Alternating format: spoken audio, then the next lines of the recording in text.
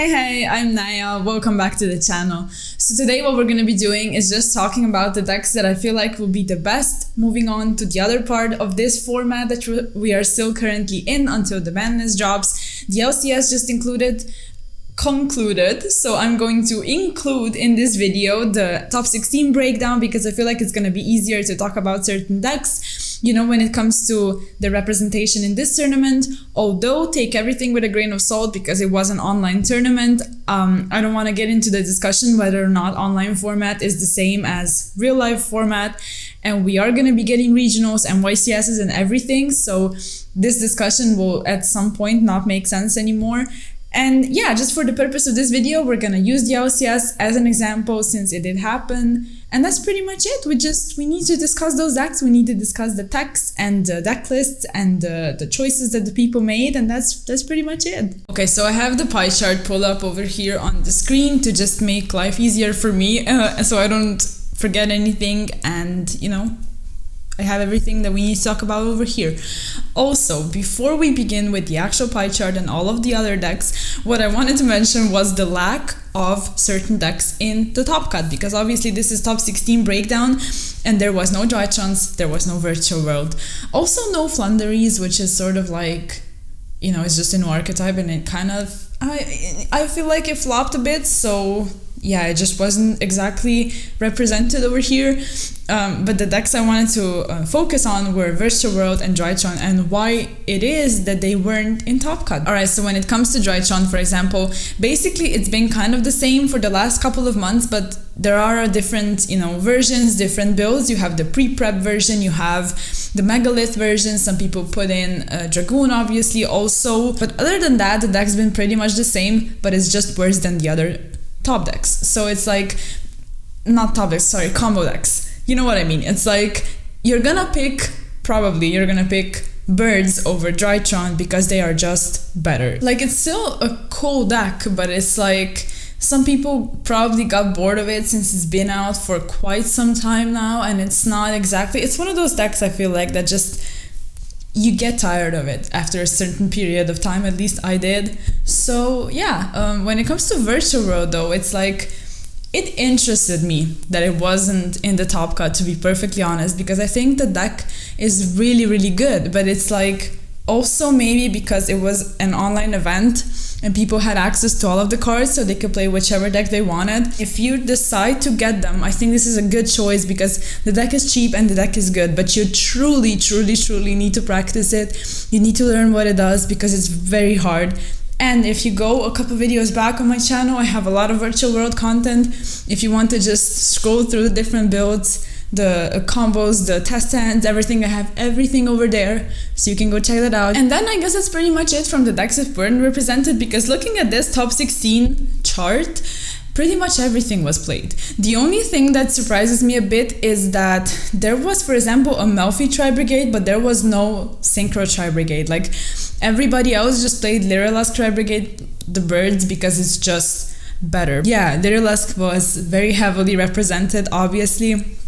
A couple of things to note, looking at the deck list, for example, there are different ratios of birds, so that's something that you need to really put your mind to and just decide and test out what you want to do.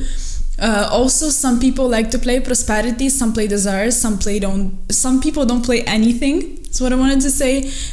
So this is something to note. And then also, the biggest question that I've seen being posed time and time again in this format is whether or not hand traps or hard going second cards are better.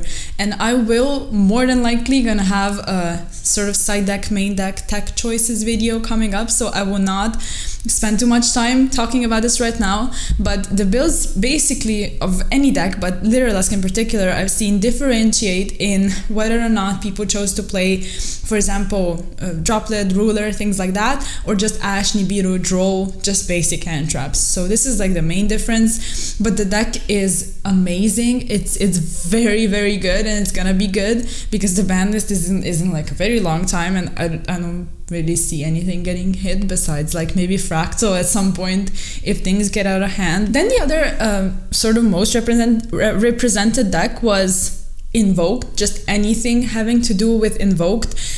I also don't want to spend too much time here because Invoked has been you know, pretty much the same for the longest time. The only thing that happened was that people put in Phoenix Enforcer, because why not do that, legit?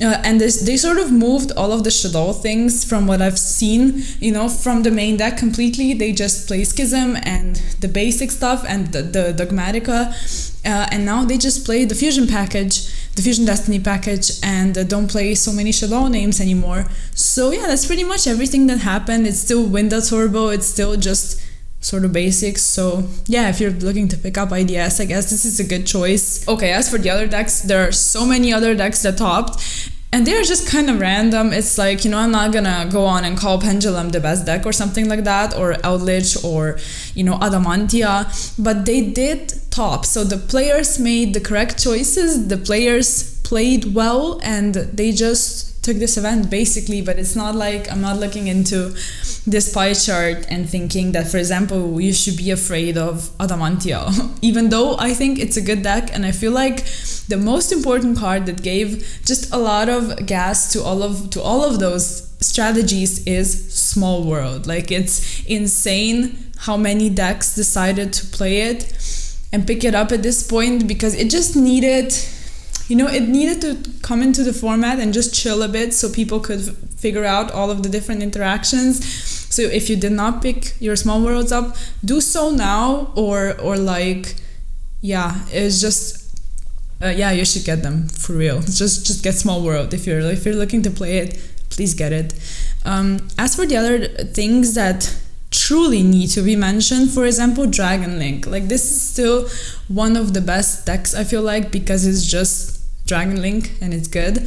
But similarly to Drytron, I think is just a worse choice of a combo deck, so that's why people are not picking it up anymore so much. And when it comes to Dragon Link, and this is like, at this point we have heard this story like a million times, the only thing that differentiates is the ratios of different cards. If you decide to play a Black Mallow Dragon, if you play a Chamber, if you play, like, at what ratios do you play those cards, at what ratio do you play Absorauder or Noctovision or Tracer. So this deck is pretty much, has been the same for the longest time.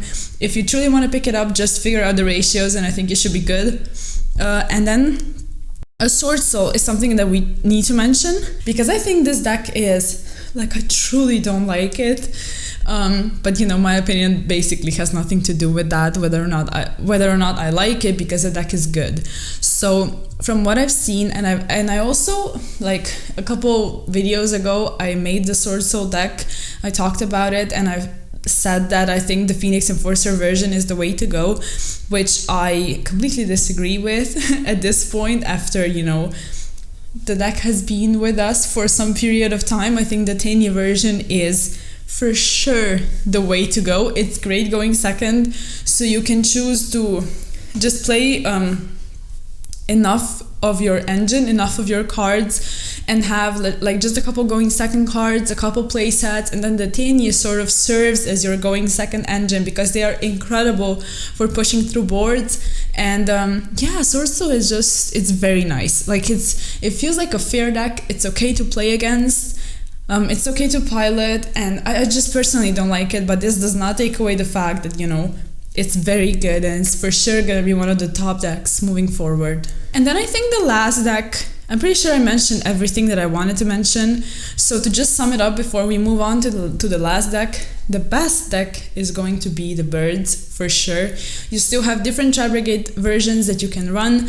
There's IDS, there's Dragon Link if you want to pick it up. There's always going to be Virtual World and Drytron and Sword Soul, and you know, anything of that sort, any version of that is probably gonna be one of the best decks moving forward. And the last one I wanted to mention was Phantom Knights, because I think Phantom Knights have immense potential. Like, they are so good, but there's two things to note. One of them is you need to be good to play this deck, or at least you need to be good with this deck to play this deck, because I think that one wrong choice punishes you so hard that you will not win the game. Like, I'm pretty sure it's one of those decks where you need to see like 50 plays in advance. You need to know what's going to be your follow-up, what happens if you get disrupted, what line you're going to take. And so many times I play against Phantom Knights players, and it's like they don't do the correct thing. So when they get disrupted, and I know I'm going off on a tangent over here, so if you're still watching the video, thank you. I appreciate that a lot. Give it a like or something.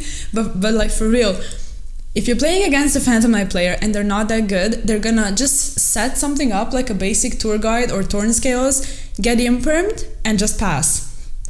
And it's like, I realize that you need to practice, and that's why I'm preaching all of this to you.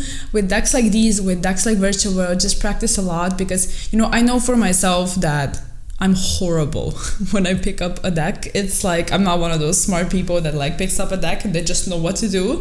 I need like weeks with it, legit. So don't feel bad. Just practice the decks. That's the only reason why I'm saying all of this. And Phantom Knights in particular is very hard, so just practice it a lot. And then the other thing I wanted to mention was that you need to choose a good build to play it with, because you have so many different options. You know, you can play the Scythe version, you can play the Isolde version, and then just choose your extenders correctly. You have, you know, the dangers, you have all of the psychic stuff, you have